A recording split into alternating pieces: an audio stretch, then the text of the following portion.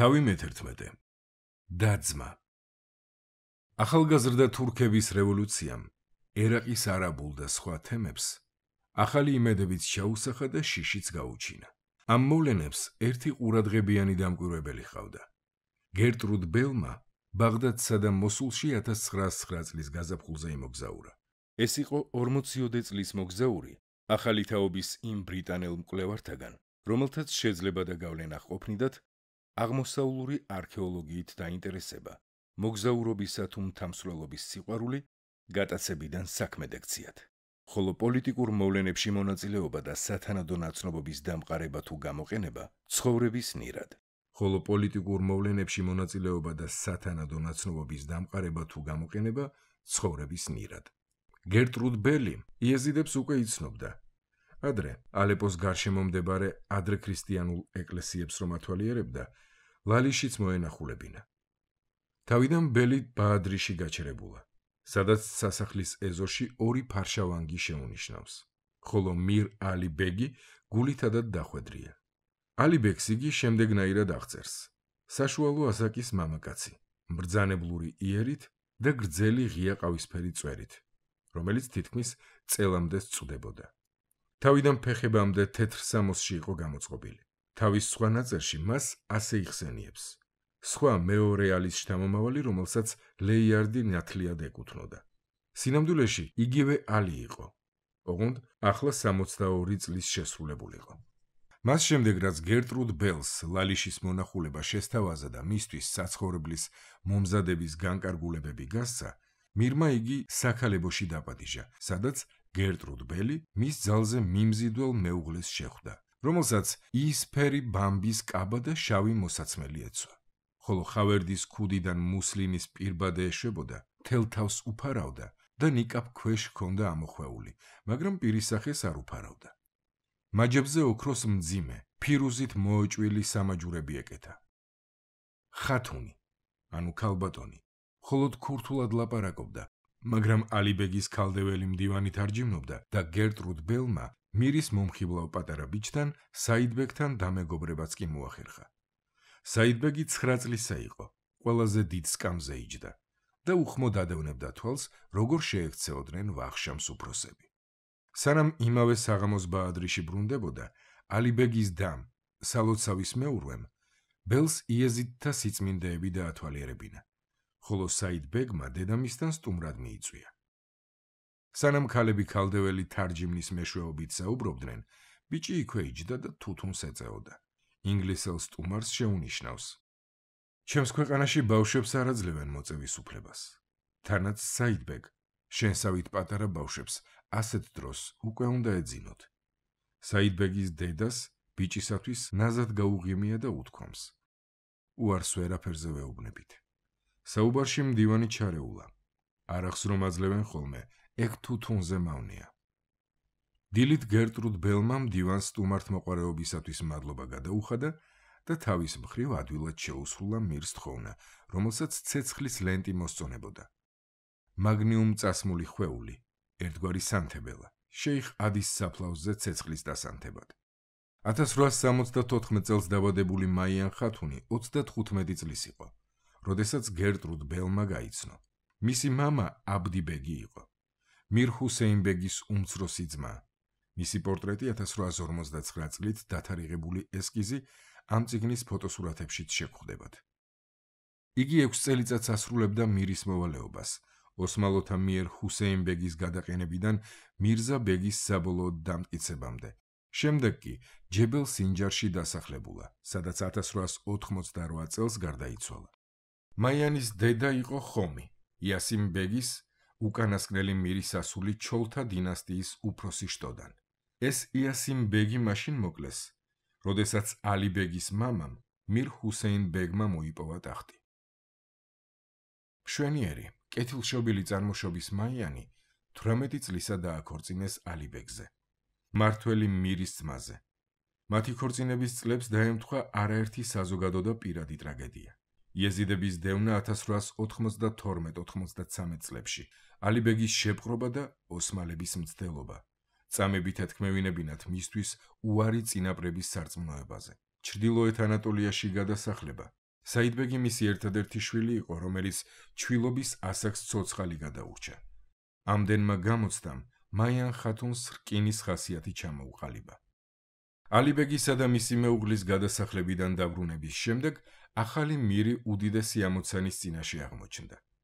ეს იყო იეზიდთა საზოგადოების სულიერი და მატერიალური აღორძინება. სადიყ დამლუჯის კეთილგანწყობილი ოსმალო მოხელის წყალობით ალიბეგმა ლალიშის სალოცავის დაბრუნება მოახერხა, მაგრამ ომარ ვეჰბი ფაშას და მისი ვაჟის მიერ გატაცებული ფარშავანგები და სხვა სიწმინდეები ბაღდადში დარჩა. ოჯახი ძალზე მადლიერი იყო დიპლომატიური შუამავლობისათვის, რამაც ისინი გადასახლებისაგან იხსნა. შემდგომი დახმარების იმედით მირმა და მისმა ცოლმა მოსულის ბრიტანეთის საკონსულოს წარმომადგენლებსა და მისიონერებთან, აგრეთვე მოგზაურებთან, მათ შორის გერტრუდ ბელთან, ურთიერთობა განაგრძეს. ალიბეგმა მალევე აღმოაჩინა, რომ მაიანის უმცროს ძმასაც სურდა იეზიდური საზოგადოების განახლება და ეს მისგან განსხვავებულად წარმოედგინა.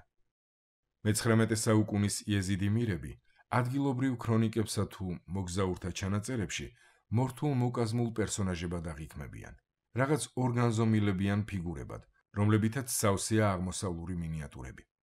მაგრამ 1888 წელს ჩოლთა დინასტიამ წარმოშვა თავადი, რომლის ბუნება თვისებები, იდეალიზმის, ამბიციურობის, თუნდაც იდეათა ცვალებადობის ნაზავი, ხორცისა და სისხლისაგან შექმნილ მე-20 საუკუნის ადამიანს აყალიბებდა. ისმაილ ბეგი, მაიან ხათუნის ძმა, დედით იყვნენ ერთნი. 14 წლით იყო მასზე უმცროსი. მისი მამა აბდი ბეგი ისმაილის დაბადებიდან 6 თვის შემდეგ გარდაიცვალა. დედით კი 3 წლისა დაობლდა და ისმაილი დეიდებმა გაზარდეს. 18 წლის ისმაილ ბეგი ფაკირის ქალიშვილთან ერთად გაიბარა. ამ ქორწინებაში ვაჟი გაუჩნდა, მაგრამ ცოლი ძალიან მალე გარდაეცვალა. მოუსვენარმა და მეოცნებე ისმაილმა იეზიდთა თემებში დაიწყო მოგზაურობა, როგორც თვითწარგზავნილმა მოციქულმა. ქადაგებდა, აკურთხებდა და მოსაკრებელს აგროვებდა. ჯებელ სინჯარში სამუდამო მეგობრობით დაუკავშირდა ჰამუ შირუს, როცა თანატომელებთან დიდი ხნის დავა მოუგვარა. 1908 წელს ისმაილ ბეგმა გადაწყვიტა ახალგაზრდა თურქების რევოლუციით მოტანილი თავისუფლებით ესარგებლა და ამიერკავკასიის იეზიდებს სწველოდა. რუსეთის ძლევამოსილება გრძელ და სახიფათო ჩრდილს ფენდა ოსმალეთის აზიურ იმპერიას. სულთან აბდულ ჰამიდის მიერ 1877 წელს დათმობილ პროვინციებში, ყარსსა და სარიყამისში, ახალი სამხედრო ბაზები შეიქმნა, რომლებიც რუსეთის სარკინიგზო სისტემას უკავშირდებოდა. თან ხელს უშლიდა ანკარის გარეთ ოსმალური სარკინიგზო ხაზების გაყვანას. რუსეთისა და ბრიტანეთის შეთანხმებამ დააკანონა რუსეთის გავლენა სპარსეთის პროვინციაში, აზერბაიჯანში, ანატოლიის მომიჯნავე რეგიონში, ისევე როგორც ამ იმპერიის მიერ სარკინიგზო ხაზის მშენებლობა ეროვნისა და თავრიზის დასაკავშირებლად. სამხედრო უპირატესობა რუსეთის კულტურულ და პოლიტიკურ წნეხს ძალას მატებდა. სომხეთის კათოლიკოსი, პატრიარქი, რუსეთის ტერიტორიაზე ცხოვრობდა, ხოლო მისი მილიონზე მეტი მიმდევარი რუსეთის იმპერატორის ქვეშევრდომი იყო. 1897-99 წლებში ბევრმა ნესტორიანელმა ურმიის ტბის მიმდებარე ტერიტორიაზე მართლმადიდებლობა მიიღო და რუსული ეკლესიის მრევლად იქცა. ქურთები კარგა ხნის მიჩვეულები იყვნენ, საჭიროებისას ერთი ძლიერი მეზობლის თამაში ეთამაშათ მეორის წინააღმდეგ. ზოგმა მათმა ლიდერმა, მათ შორის ბედრხან ბეგის ვაჟებმა, რუსებთან მოლაპარაკება დაიწყო. 1897 წლის მოსახლეობის აღწერის თანახმად, რუსეთის იმპერიის 130 მილიონ ქვეშევრდომს შორის 14726 იეზიდი იყო, რომლებიც ამიერკავკასიაში სახლობდნენ. ეს პატარა პასტორალური საზოგადოება, რომლის ისტორია შემდეგ თავშია მოთხრობილი, შორს იყო პოლიტიკისაგან, მაგრამ ლეიარდის დროიდან მოყოლებული მოსკოვის სანჯაყი მირებისათვის შემოსავლის კარგ წყაროდ იქცა. ისმაილ ბეგმა ამ შორეული სამწყსოს მწყემსვაში დიდი შესაძლებლობები დაინახა. მოგზაურობისას ისმაილმა ჩრდილო-აღმოსავლეთ ანატოლიაში გაფანტული იეზიდური თემები მოიარა. ვანის ტბის მიმდებარე ერთ სოფელში ისმაილის პატივსაცემად საზეიმო სამხარი მზადდებოდა. როდესაც ამბავი მოიტანეს, თითქოს ვიღაც უცნობი იქვე გაჩერებული კიდევ ორი მოგზაურისათვის ეძებდა საკვებს. გაირკვა, რომ ჰორმიზდი ასირიელთა პატრიარქის მარშიმუნ მე-19 ბენიამინის ძმა ერს მოწყვეტილთა სანახავად წამოსულიყო ღირს მამა ვაიგრამთან ერთად. ამ უკანასკნელს ცოტა ხნით ადრე ვანთან მოუხდა კენტერბერის ეპისკოპოსის მისიის გადატანა, რადგან მისი ადრინდელი მრევლი რუსების სარწმუნოებაზე გადასულიყო. სოფელმა მათთან ხალხი გაგზავნა თხოვნით, რომ ეს გამორჩეული მოგზაურებიც სწვეოდნენ. მისასალმებელ სიტყვაში იეზიდმა მთავარმა აღნიშნა, რომ მირიალი ბეგი დიდ პატივს სცემდა მარშიმუნს, თუმცა სამწუხაროდ ისინი არასდროს შეხვედრიან ერთმანეთსო და გაიხსენა, როგორ აღფრთოვანდნენ პატრიარქის რეზიდენციაში მისული იეზიდის სტუმრები მისი მოთვინიარებული ფარშავანგის ხილვით. ვაიგრამი შეფერხებაზე წუხდა, რადგან ნადიმი 2 საათნახევარს გაგრძელებულა, მაგრამ სუფრიდან ადგომისას ისეთი რამ მომხდარა, რამაც დაღრილობა სულ დაავიწყა. როცა ქრისტიანი სტუმრები და იეზიდები სადილობას ამთავრებდნენ, მთავარ საერთოთასში დარჩენილ წვნიანში წითელი წიწაკის მთელი ქოთანი ჩაუცლია და ბოლომდე დაუხვრიბავს. არზრუმში ისმაილმა სამგზავრო დოკუმენტები მიიღო და თავდაჯერებით გააგრძელა გზა საზღვრისაკენ. ყავალები კი კვეთდნენ დროდადრო ოსმალეთ-რუსეთის ამ მკაცრ საზღვარს, მაგრამ ისმაილისათვის, რომელიც მსახურთან ერთად დიდი ბარგით მოგზაურობდა, საქმე ასეთი მარტივი არ გამოდგა. სხვა დანარჩენს შორის მასში შეიხადის სალოცავის მტვერთან შეზერილი ბურთულები და ოქრომკედით ნაქარგი ფარდაგებიც იყო. ყარაურგანის რუსეთის სასაზღვრო საგუშაგოზე გაირკვა, რომ მოგზაურთა საბუთები წესრიგში იყო, მაგრამ მებაჟემ ისმაილს 50 ოქროს ლირა, მაშინდელი 45 ფუნტი, მოსთხოვა ბაჟად და შეთავაზებულ 10 ოქროს ლირაზე უარი თქვა. ისმაილი და მისი მსახური დაღონებულები დაბრუნდნენ ოსმალეთის სასაზღვრო პუნქტში, სადაც ვინმე გადამწერს მათი დახმარების სურვილი გასჩენია და უთქვამს, რომ რუსეთისაკენ მთებითაც შეიძლებოდა გადასვლა. თან დაურწმუნებია, რომ როგორც კი საზღვარს გადალახავდნენ, მათს ბეჭედ დასმულ რუსეთის ვიზებს იურიდიული სტატუსი მიეცემოდა. ეს მარშრუტი ძალზე საშიში იყო იეზიდებისათვის, რადგან გზად ფანატიკოს მუსლიმ ქურთთა სოფლების გავლა მოუწევდათ. ისმაილმა და მისმა მსახურმა მთელი დღე ჯორებით იარეს და პირველ სოფელს მიაღწიეს. იქ ისმაილმა განაცხადა, რომ ის და მისი თანამგზავრი ყადირიის ორდენის დერვიშები იყვნენ. ამ ორდენს იგი კარგად იცნობდა, რადგან მისი დამფუძნებელი შეიხი აბდელ ყადირ ელგილანი, შეიხ ადის ახლო მეგობარი იყო და იეზიდები წმინდანივით სცემდნენ მას თაყვანს. მოგზაურებს დახვდნენ როგორც საპატიო სტუმრებს და გაუმასპინძლდნენ. მერე ისმაილმა სოფლის მკვიდრთ ლოცვა შესთავაზა, მიხვდა, რომ მათ არაბული ვერ ეცოდინებოდათ. რიტუალში კი ალაგ-ალაგ წყევლა შეურია და დროდადრო მელექტაუსსა და შეიხს შესთხოვდა მთელი ტომი ამოეწყვიტათ. ამასობაში ამ ტომის ნეულებმა და დავრდომილებმა იწყეს წმინდა კაცთან მისვლა კურთხევის მისაღებად. უნაყოფო ქალებს ჭიქით წყალი მოჰქონდათ და ჩაფურთხებას თხოვდნენ. ავადმყოფი ბავშვის მშობლებმა ელგილანის სალოცავიდან ცოტაოდენი მიწა ითხოვეს ბავშვის მაჯაზე წასასმელად. ისმაილმა მათ შეიხ ადის მტვერი მისცა. სოფლის უხუცესები დაინტერესდნენ, ნებადართული იყო თუ არა სომხებისა და იეზიდების ხოცვა. დერვიშმა ამოიღო ჯიბის წიგნაკი, ერთხანს ფურცლა და შემდეგ უპასუხა. შეიხ აბდელ ყადირის წიგნი ამბობს, მხოლოდ თავის დასაცავად გაუმართლებელი აგრესიის შემთხვევაში შეიძლება ადამიანის მოკვლაო. რამდენიმე დღისა და მომდევნო სოფლებში სტუმრობა და ლოცვის შემდეგ მოგზაურები ალექსანდროპოლში ჩავიდნენ. ადრე გიუმრი ერქვა, სადაც უკვე შეეძლოთ თავიანთი ვინაობის გამხელა. ისმაილმა მოახერხა ადგილობრივ ხელისუფალთა დარწმუნება, რომ დივერსიის მოწყობის განზრახვა არ ჰქონია და ნებართვა მიიღო იეზიდთა სოფლებში გამგზავრებულიყო. ადგილზე ჩასულმა შეიხ ადის კანონები იქადაგა და გაკიცხა ისინი, ვისაც ქრისტიანი მეზობლების ადათ-წესები მიეღო. დეკემბერში იეზიდი უხუცესების სასაზღვრო ქალაქ იღდირში მისი თავმჯდომარეობით შეიკრიბნენ და მორწმუნეთა ქცევისა და მართვის კოდექსი დაადგინეს.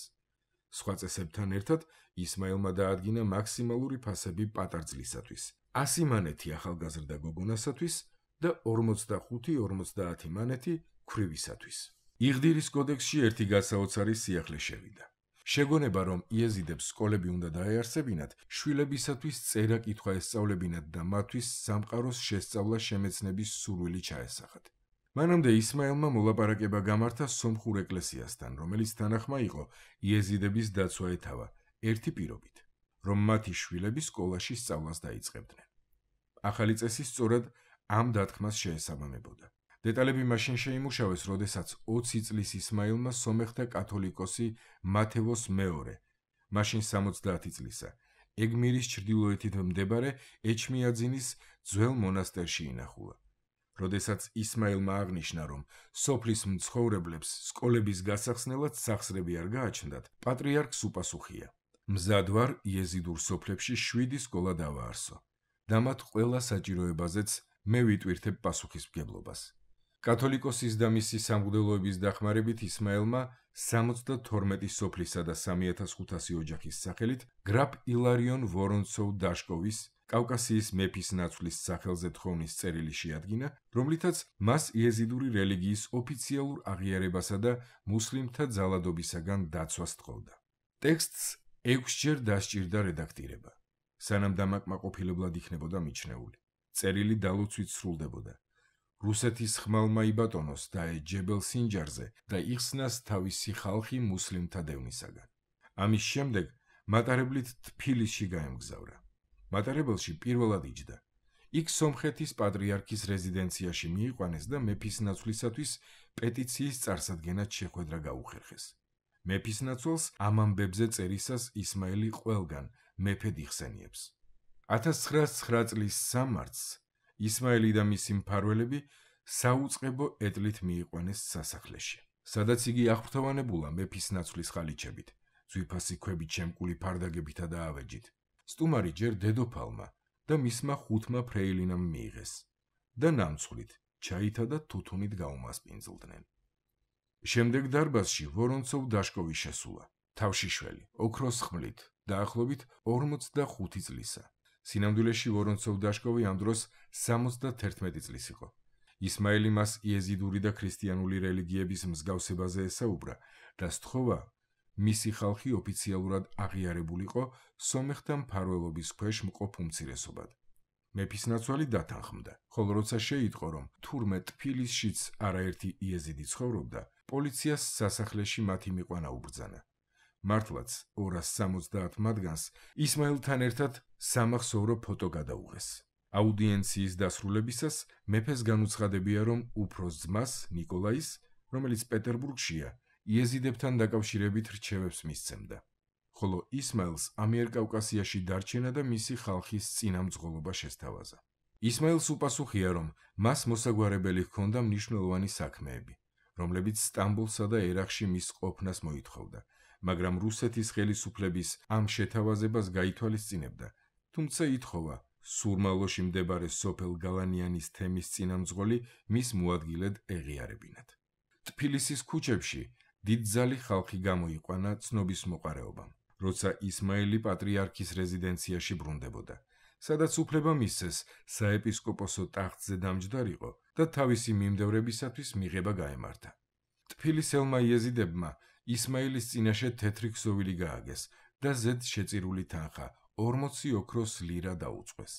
ისმაილის გულშემატკივრებს შორის იყვნენ შვედ ქალთა მისიის წარმომადგენლებიც, რომლებიც თბილისელ იეზიდებთან მუშაობდნენ. ერთ-ერთი მათგანი, მარია ანხოლმი, მისიის ერთგვარი მემატიანე, თავის ნაწერებში იეზიდთა მთავრის ძალზე ახალგაზრდა კაცის სტუმრობას იხსენებს. ისმაილ ბეგი ბათუმიდან სტამბოლში 1909 წლის გაზაფხულზე ჩავიდა.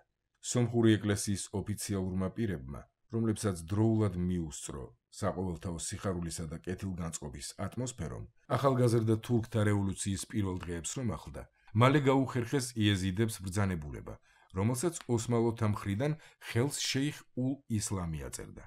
ოსმალეთი აღიარებდა იეზიდთა რელიგიასა და შეიხ ადის ტაძრის სიწმინდეს. კრძალავდა იეზიდების იძულებით მოქცევას და ადგენდა, მათი ყადაღადადებული სიწმინდეები ბაღდადიდან კვლავ იეზიდებს დაჰბრუნებოდა. ბრძანებულების ტექსტი მოსულში გადაიწერა და მას მիր ალი ბეგმაც მოაწერა ხელი. მირის პასუხში, რომელსაც ტომთა მეთაურების მიერ ხელმოწერილი დეკლარაციასთან ერთვოდა, ნათქვამი იყო, რომ ისმაილს იეზიდთა თემის სახელით მოლაპარაკების უფლებამოსილება არ გააჩნდა. ბრძანებულების რატიფიკაცია შეჩერდა და ისმაილი გულგატეხილი დაბრუნდა ერაყში. ისმაილის შეფასებით, ალიბეგს შიში ამოძრავებდა მის ახალგაზრდა ნათესავს ეს დოკუმენტი თემზე ზემოქმედების ბერკეტად არ გამოეყენებინა. და იეზიდების მომდევნო მირობის სურვილი არ გასჩენოდა. მაგალითად, სტამბოლის ერთი გაზეთი იტყობინებოდა, რომ ისმაილმა, როგორც მირის მემკვიდრემ, დიდვეზირს სუბსიდირება და ასევე უნივერსიტეტში მიღება სთხოვა. ასე იყო თუ ისე, შინ დაბრუნების შემდეგ ისმაილმა შესრულებული სამუშაოსათვის მთავართა შემოსავლის წილი მოითხოვა ჯილდოდ. მაგრამ მირმა და მისმა მეუღლემ ეს მოთხოვნა არ დაუკმაყოფილეს და მათ შორის დაუძინებელი მტრობა ჩამოვარდა. თავის მოგონებებში ისმაილი აღიარებს, რომ ღვიძლი და ერთხელ კინაღამ დანით დაჭრა. შემდეგ ისმაილმა ახალი ცოლი, თავისი ბიძაშვილი ამშა შეირთო. მეტწილად ბაშიყაში ცხოვრობდა და დაუსრულებელ დავებსა და ინტრიგებში იყო გახვეული. დინასტიური დაპირისპირება გაგრძელდა, რაც იმით დამთავრდა, რომ 1912 წლის მიწურულს ისმაილი კვლავ მოხეტიალე ცხოვრებას ეწეოდა და ადგილობრივ მხარდამჭერთა ხარჯზე ცხოვრობდა. ტურაბდინში ერთ-ერთი მოგზაურობისას იგი მცირე ხნით დააპატიმრეს, იმბრალდებით, რომ სომეხ რევოლუციონერებსა და რუს ჯაშუშებთან ერთად შეთქმულებას აწყობდა. როცა გაათავისუფლეს, ისმაილმა პოლიციის ინსპექტორს სირიულად დაწერილი და არაბულად თარგმნილი ხელნაწერი მისცა იეზიდთა რელიგიის შესახებ, რომელიც იაკობიტი პატიმრისაგან, თანასაკნელისაგან მიეღო. ამასობაში მირ ალი ბეგის უხმაურო დიპლომატია შედეგების გამოღებას იწყებდა. 1909 წლის შემოდგომაზე არქიეპისკოპოსის მისიის ხაზინადარი ჯორჯ რიდი ვანიდან მოსულში გაემგზავრა ვითარების შესასწავლად და იმის გასარკვევად შესაძლებელი იქნებოდა თუ არა მისიის შტაბის დაბრუნება ამადიაში. უკანა გზაზე რიდმა ლალიშში შეიარა, სადაც იმ დროს შემოდგომის დღესასწაული იმართებოდა. იგი წერდა, სალოცავის მიდამოებში დაახლოებით 3000 იეზიდი იმყოფებოდა. მათმა მთავარმა ალიბეიმ, ულამაზესმა მამაკაცმა, რომელსაც უჩვეულოდ თხელი წვერი ჰქონდა, ძალიან თბილი დახვედრა მოგვიწყო და თითქმის მთელი დღე მასთან ერთად ვადევნებდით თვალს ცეკვა თამაშსა და საცერემონიო ნაწილს. ოსმალეთის ხელისუფლების მიერ იეზიდთა სიწმინდეების დაუბრუნებლობა სახელოვნებო სამყაროში შეუმჩნეველი არ დარჩენილა. 1905 წელს მოსულში და სტამბულ ერთ-ერთ წიგნში, რომელსაც 1908 წელს ერთი გერმანელი აღმოსავლეთმცოდნე მიმოიხილავდა, მოსულის გამგებელი 1902-1905 წლებში ჩამოთვლის იეზიდებისათვის ჩამორთმეულ საგნებს. ბაღდადში მათი გადატანის ფაქტსაც ახსენებს, მაგრამ წერს, რომ დღევანდელი ადგილსამყოფელი დაუდგენელია. მამა ანასტასის 1911 წელს გამოქვეყნებულ სტატიაში, სადაც იგი იეზიდთა წმინდა წიგნების აღმოჩენაზე წერდა, აღწერილია ფარშავანგის ლითონის ქანდაკება, რომელიც ბაღდადის მკვიდრ მდიდარ ქრისტიანულ ოჯახს ეკუთვნოდა. მათმა წინაპარმა თავის მხრივ იგი სიძველეებით მოვაჭრისაგან შეიძინა, ამ უკანასკნელმა კი მოხელისაგან, რომელიც 1830-იან წლებში რეშიდ ფაშასთან მსახურობდა. თანდართულ ფოტოსურათზე ვერტიკალურად იყო გამოსახული ფრინველი, თავზე გვირგვინით, კუდგაშლილი, ლეიარდისა და ქალბატონ ბეჯერის ესკიზებისაგან განსხვავებით. ამ წიგნში მისი ზომები არ არის მოცემული. მამა ანასტასმა დაადასტურა მისი მფლობელების რწმენა, რომ სწორედ ეს იყო იეზიდებისათვის ჩამორთმეული სანჯაყი. იქვე აღნიშნავდა, რომ ეს იყო მეტად ფასეული ოქროს ჭედურობა და ხელოვნების ნატიფი ნიმუში. 1911 წლის 12 დეკემბრის ნაშუადღევს ქალაქ დელიში ანტიკვარიატით ერთ-ერთ მოვაჭრეს ხელოვნების ნიმუშთა საყოველთაოდ ცნობილი დამფასებელი დედოფალი მერი ეწვია, რომელიც ინდოეთში ტახტზე ახალასულ მეუღლესთან ერთად მოგზაურობდა. მან 2 საათი მოანდომა მოვაჭრის კოლექციის შესწავლას და განსაკუთრებით დაინტერესდა ფოლადის კუდგაშლილი ფარშავანგით, სიმაღლე 3 ფუტი. და აღწერილი იყო როგორც მესოპოტამიელ იეზიდთა კერპი. დილერმა გადმოცემით იცოდა, რომ ფარშავანგი იეზიდებისათვის ჩამოურთმევიათ 1882 წელს დიარბაქირის მიდამოებში. მოვაჭრემ ჯერ ის აღნიშნა, რომ მის წინა მფლობელს 2000 გირვანქა სტერლინგადაც არ სურდა მისი გაყიდვა. შემდეგ კი გალანტურად განაცხადა, რომ ფარშავანგს ბრიტანეთის მუზეუმს ჩუქნიდა ინდოეთში მისი საიმპერატორო უდიდებულესობის სტუმრობის აღსანიშნავად. ფარშავანგი ლონდონში 1912 წლის ივლისში გამოიფინა. მისი შესწავლა დათვალიერების შედეგად აღმოჩნდა, რომ ქანდაკების კუდის შუაგულში მამაკაცის ფიგურა იყო გამოსახული, რომელსაც სახე საბურველით ჰქონდა დაფარული. ივარაუდეს, რომ ეს შეიხი ადი იყო. ქანდაკებას უკვე ერთი კვირის განმავლობაში აჩვენებდნენ მნახველებს, როდესაც მოულოდნელად ეთელსტან რაილიმ განაცხადა, რომ ლითონისეს ფრინველი მხოლოდ ერთ-ერთი იყო სპარსეთში ძალზე გავრცელებულ ქანდაკებებს შორის, რომლებიც ლეგენდარულ მეფეებს განასახიერებდა. ნაკეთობა 200 წლის აძლივს იქნებოდა. მისი ღირებულება უკეთეს შემთხვევაში 10 გირვანქა სტელინგი იყო. რაილის შეფასება ახლა ზოგადად გაზიარებულია ექსპერტებს შორის და დელის ფარშავანგი მუზეუმში აღარ არის გამოფენილი. საბოლოოდ იეზიდებს სიწმინდეები სულეიმან ნაზიფ ფაშამ დაუბრუნა, ცნობილმა მწიგნობარმა, რომელიც 1913 წლის სექტემბრიდან 1914 წლის დეკემბრამდე მართავდა მოსულს. იმ დროისათვის მირ ალიბეგი აღარ იყო ცოცხალი.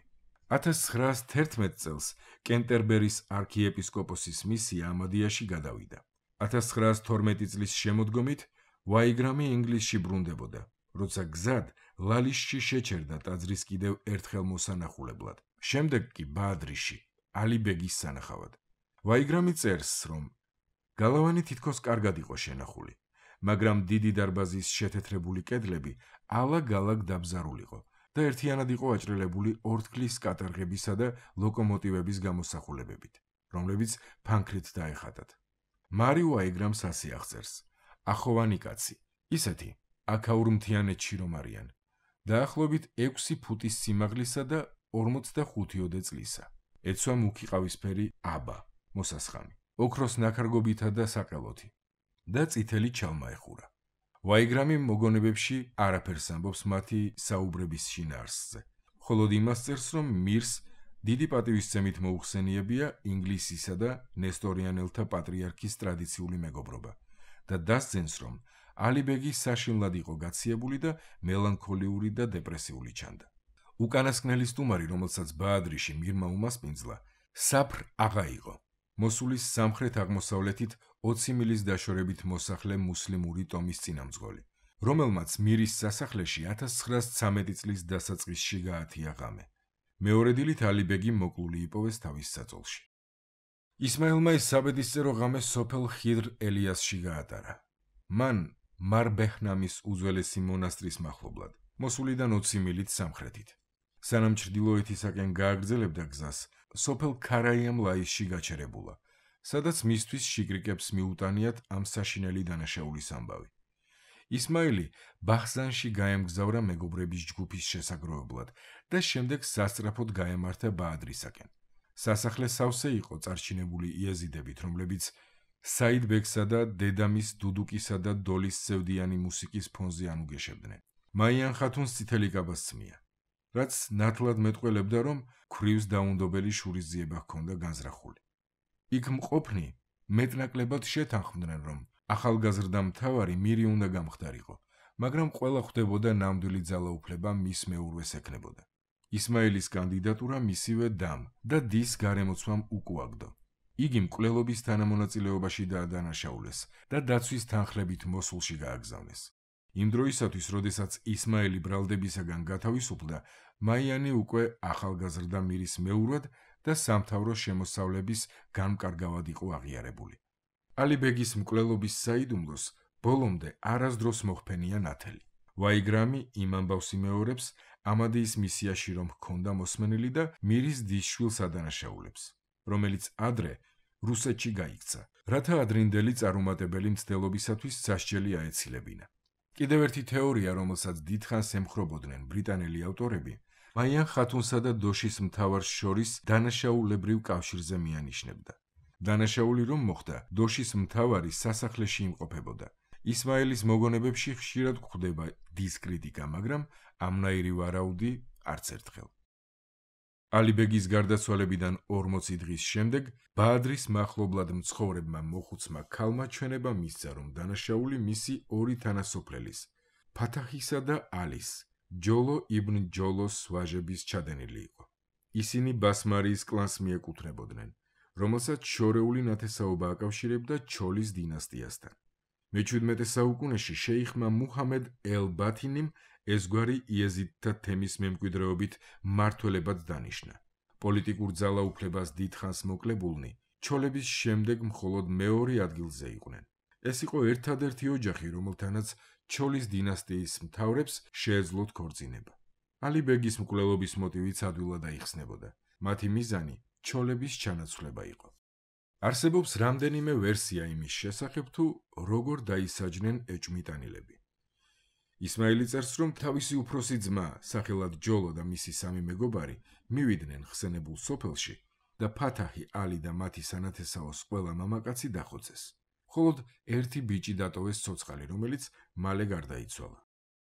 სადიყ დამლუჯი, ოსმალო მოხელე, რომელიც კარგად იცნობდა მთავართა ამ ოჯახს, მათ მკვლელად ჰუსეინ ბეგს, მირ მირზაბეგის ვაჟს და კიდევ მთავარ სასახელებს. დამლუჯი მესამე ბასმარიელ ძმას ახსენებს, რომელიც სინჯარში გაიქცა და იქ 15 წელიწადს იმალებოდა. შემდეგ დაბრმავდა და გარდაიცვალა. შურის მაძიებლებმა ძმების მამაც შეიპყრეს. თქვა თუ არა მოხუცმა ვიტყვი ალიბეგის სინამდვილეში ვინ მოკლაო, ისიც მაშინვე მოაგვდინეს. მომხდარის მესამე ვერსია თავად მაიან ხათუნის ნაამბობიდან მომდინარეობს. მას ბრძანება გაუწია 8 ბასმარიელი, ჯოლო იბნ ჯოლო, მისი ცოლი, 4 ვაჟი და 2 ქალიშვილი ბაადრიში ჩამოეყვანათ. განაჩენის გამოტანის შემდეგ წითელკაბიანმა თავადის ქალმა თავად იხილა, როგორ დახვრიტა მისმა მცველმა ჰაჯიმ მთელი ოჯახი 2 გოგონას გარდა, რომლებიც შემდეგ მაიანმა იშვილა და გაზარდა.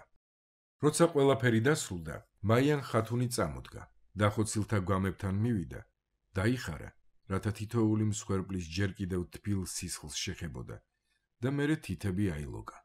მეორე დილით ხალხმა თავრის ქალი შავ სამგლოვიარო სამოსში იხილა, როგორიც ჩვეულებრივ ქვრივებს ეცვათ 1 წლის განმავლობაში. მომხდარის შემდეგ ისმაილმა კიდევ ერთხელ განაცხადა პრეტენზია მთავართა შემოსავლების წილზე. დამ მაიან ხათუნმა კვლავ უარი უთხრა, მაგრამ გაზაფხულზე ისმაილის ბედი უკეთესობისაკენ შეიცვალა. ერთხელ ისმაილს შეუტყვია, რომ ყავალების იმ ჯგუფიდან ლალიშში სინჯარის სანჯაყის ჩამოსატარებლად რომ იყვნენ ასულები, 2 ოსმალეთის სასამართლოებში ყოფილიყვნენ გასამართლებულნი რომელიღაც დანაშაულისათვის, მაგრამ დაჭერით ვერ დაეჭირათ. მან მოსულის გამგებელს მცირე რაზმი მოსთხოვა და ყავალებს მაშინ გადაუჭრა გზა, როდესაც ისინი ტიგროსზე გადადიოდნენ. მეორე დღეს ყველანი ახლო მდებარე იეზიდურ სოფელში გაჩერდნენ, სადაც ისმაილმა ესკორტის მეთაური დაარწმუნა, სანამ ბადრაგს პატიმრები მოსულში მიჰყავდა, სანჯაყი ერთ-ერთ სახლში დაეტოვებინათ. გავიდა თუ არა ჯარი სოფლიდან, ისმაილმა იარაღი აისხა, ცხენი შეკაზმა და სანჯაყიანად გაუჩინარდა. ბაშიყაში თავისი დის ჯაშუშების ხრიკებს დაუძვრა და თამამად შეაჭენა ცხენი მოსულში, სადაც საეკლესიო მისიათა საზოგადოების 2 ბრიტანელი წევრი, დოქტორი ჯორჯ სტენლი და მის ელენ მარტინი დაიყოლია, სანჯაყი მისიის შენობაში დაემალათ. ისმაილი მალევე დააპატიმრეს, მაგრამ სანჯაყის ადგილსამყოფელის გამხელაზე უარი თქვა. ბოლოს როგორც იქნა, მხარეები შეთანხმდნენ, რომ სინჯარის სანჯაყის მეურვეობა ისმაილს ერგებოდა, რაც ჯებელ სინჯარსა და აღმოსავლეთ ანატოლიაში შეგროვებულ შემოწირულობათა წილის მოპოვებასაც ნიშნავდა. სინჯარელი იეზიდების 2 მთავარმა, მისმა ძველმა მეგობარმა ჰამუ შირუმ და დაუდ ელ-დაუდმა, მიჰრკანის ტომის წინამძღოლმა და იმ ისა აღას შვილიშვილმა 1846 წელს თაიარ ფაშას რომ ებრძოდა, ისმაილი ბელეთ სინჯარში მიიწვიეს დასასახლებლად. საამისოდ მას ჯერ სანჯაყიანად ჰქონდა გასავლელი ტურაბდინის იეზიდური სოფლები და დიარბაქირის აღმოსავლეთი ტერიტორიები, თავისი ძმის ჯოლოსა და 4 ყავალის თანხლებით.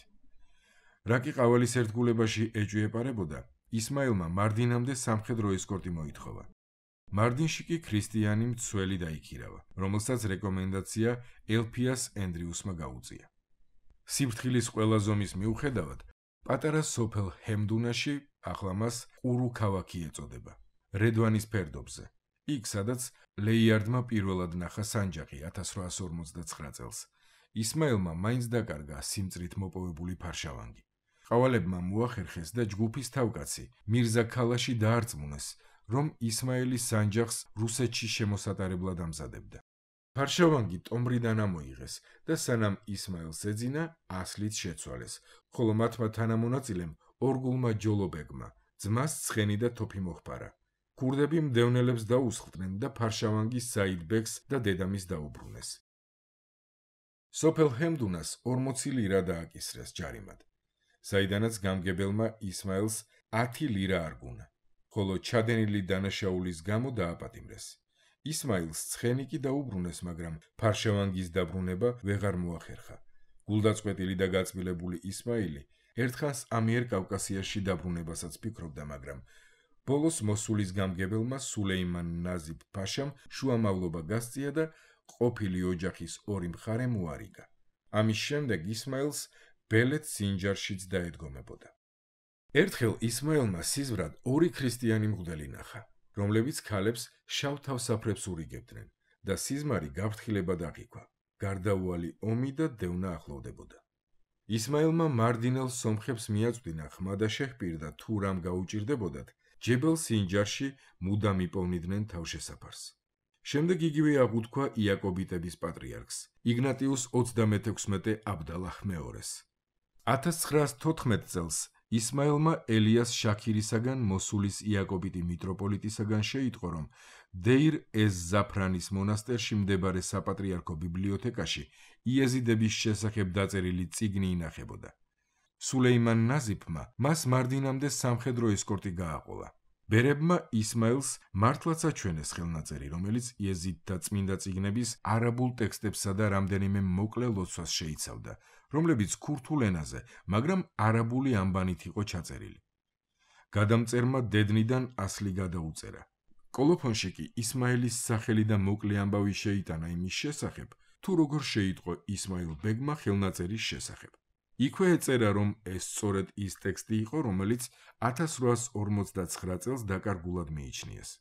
მაგრამ 1889 წელს ინდოეთში ხელახლა აღმოაჩინა იაკობიტთა პატრიარქმა იგნატიუს 34 პეტრე მეოთხემ და მარდინში დააბრუნა. ისმაილს საფუძველი არ ექნებოდა ამბის სარწმუნოობაში ეჭვი შეეტანა, მაგრამ ხელნაწერის შექმნის უფრო სწორი თარიღი კოლოფონის ზედანაწილში უნდა იყოს მითითებული.